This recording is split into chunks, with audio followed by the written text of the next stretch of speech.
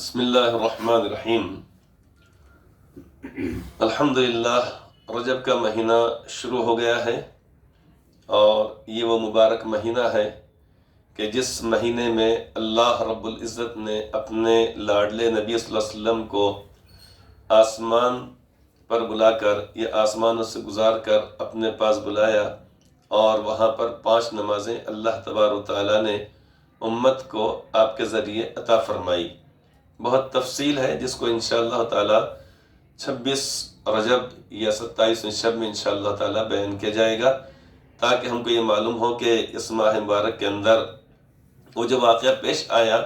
رجب کے موقع پر، یعنی شب معراج کا، اس میں کیا کیا باتیں پیش آئیں اس کو انشاءاللہ تعالیٰ سے بتلایا جائے گا۔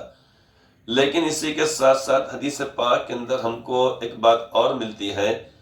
کہ یہ مبارک مہینے کے اندر جس میں یہ واقعہ وغیرہ پیش آیا، اللہ کے نبی صلی اللہ علیہ وسلم نے ایک دعا کا بھی اہتمام فرمایا۔ ایک دعا تو وہ ہے جو اس سے پہلے بتلائی گئی کہ جب نئے مہینے کا چاند دیکھا جائے تو وہ دعا پڑھی جائے، جیسا کہ ہر مہینہ الحمدللہ بتلائی جاتی ہے، پڑھی جاتی ہے۔ ایک دعا اس کے علاوہ اس ماہ مبارک میں آپ نے اللہ تبارک و تعالیٰ سے مانگی، اور اس کے اندر ایک شوق اور ایک رغبت 2 مہینے پہلے کہ یا اللہ، آپ نے جب ہم کو مبارک مہینہ عطا فرمایا تو رمضان شریف بھی آپ اپنے فضل و کرم سے عطا فرما دیجئے۔ یہ اس کی اندر یہ چاہت ہے، چونکہ رمضان شریف کے مہینے میں اللہ تبارک و تعالیٰ کا بے انتہا اور خصوصی فضل و کرم ہوتا ہے۔ رمضان شریف کے مہینے میں تراویح کا اہتمام ہوتا ہے۔ رمضان شریف کے مہینے میں اللہ کے نبی صلی اللہ علیہ وسلم کے پاس حضرت جبرائیل علیہ السلام تشریف لا کر قرآن کریم کا ورد فرمایا کرتے تھے۔ رمضان شریف کے مہینے میں چونکہ آخری عشرے میں آپ اعتکاف فرماتے تھے، اور رمضان شریف کے مہینے میں آپ کی سخاوت بہت زیادہ بڑھ جاتی تھی، تو 2 مہینے پہلے آپ نے اپنی چاہت کا اظہار فرمایا اور دعا آپ نے فرمائی، اللہم بارک لنا فی رجب و شعبان و بلغنا رمضان۔ مطلب اس کا یہ ہے کہ یا اللہ، اس دعا کو انشاءاللہ آخر میں اور یعنی توقف کے ساتھ پڑھا جائے گا۔ تو آپ نے دعا یہ فرمائی کہ یا اللہ، آپ ہمارے لیے اس مہینے میں اللہم بارک لنا فی رجب و شعبان، یا اللہ آپ ہمارے لیے رجب اور شعبان کے مہینے میں برکت عطا فرمائیے اور ہم کو رمضان تک پہنچائیے۔ رمضان تک پہنچانے کا مطلب یہ ہے کہ یا اللہ، جیسے آپ نے اپنے فضل و کرم سے ہم کو رجب کا چاند دکھلا دیا اور اب اس کے بعد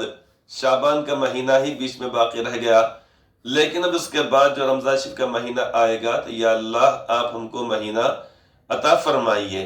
یعنی تاکہ ہم آپ کی خوب عبادت کر سکیں، خوب عاجزی و انکساری کر سکیں، نمازوں کے علاوہ روزے رکھ سکیں، ہم تراویح کا اہتمام کر سکیں، قرآن کریم پڑھ سکیں، ذکر و اذکار کر سکیں، دعا، استغفار، غز یعنی جملہ عبادات ہم آپ کی کر سکیں، بندگی کر سکیں۔ اور پھر اس کے بعد اسی ماہ مبارک کے اندر چونکہ اللہ تبارک و تعالیٰ نے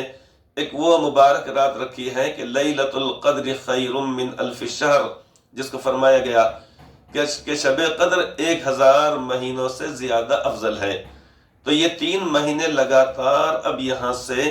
یعنی ایک تو رجب کے مہینے کے اندر جو مبارک واقعہ پیش آیا جس کو واقع معراج کہتے ہیں، 27 شب میں پیش آیا، وہ ہے۔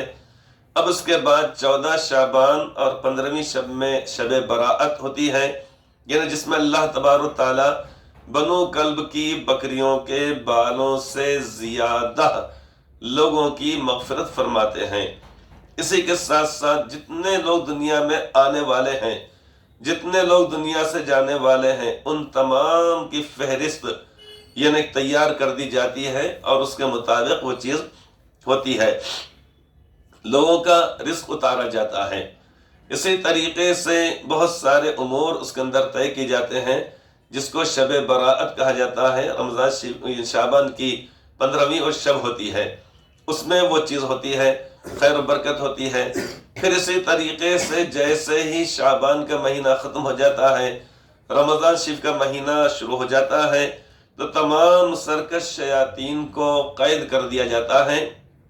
تاکہ وہ اللہ تبارک و تعالیٰ کے بندوں کو بہکائے نہیں، ان کو ورغلائے نہیں، برائیوں کے اوپر ان کو آمادہ نہ کریں۔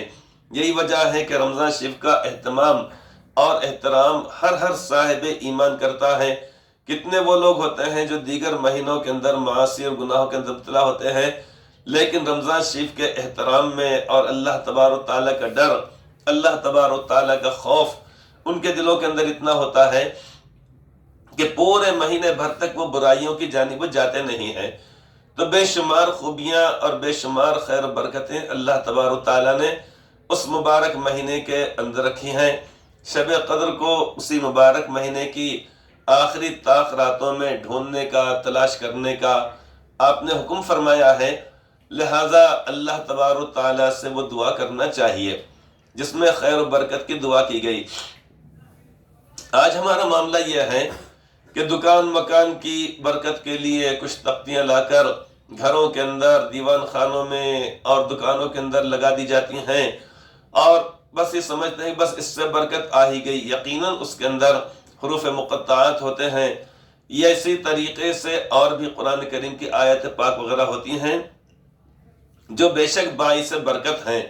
اس سے انکار ہرگز کیا نہیں جا سکتا، لیکن صرف اسی کے لگانے پر اکتفا نہ کیا جائے، بلکہ خیر و برکت آئے گی ہر چیز پر اللہ تبارک و تعالیٰ کا نام لینے سے۔ دکان کے اندر خیر و برکت آئے گی ایمانداری اور دیانت داری سے، کاروبار اور تجارت کرنے سے، صدقہ اور خیرات نکالنے سے۔ اسی طریقے نمازوں کے اہتمام سے، مغرب کی نماز کے بعد اور عشاء سے پہلے، یعنی مغرب و عشاء کے بیچ میں سورہ واقعہ پڑھنے سے، اسی طریقے سے خیر و برکت آئے گی، صدقات اور زکوٰۃ کے ذریعے سے خیر و برکت آتی ہے۔ تو اس لیے ہم نے